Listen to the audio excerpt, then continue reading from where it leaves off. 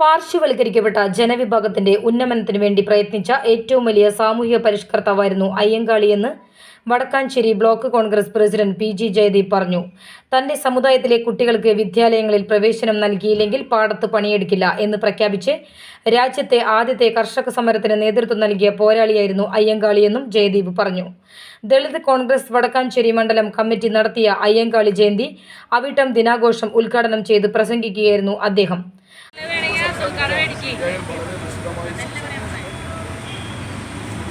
അന്ന് രാജ്യത്തെ നിലനിന്നിരുന്ന നമ്മുടെ സംസ്ഥാനത്തിലുള്ള അനാചാരങ്ങൾക്കെതിരെ ശക്തമായ പോരാട്ടം നടത്തിയ ഒരു പോരാളിയായിരുന്നു.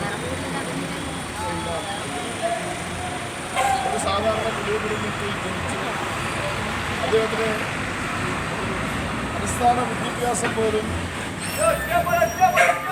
സാധ്യമായില്ല. അദ്ദേഹത്തിൻ്റെ അച്ഛൻ്റെ പേര് അയ്യൻ, അമ്മയുടെ പേര് മാല.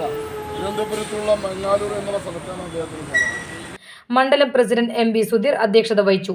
മാനവ സംസ്കൃതി ജില്ലാ chairman advocate T S. Mayadas Ayyankali അനുസ്മരണ പ്രഭാഷണം നടത്തി.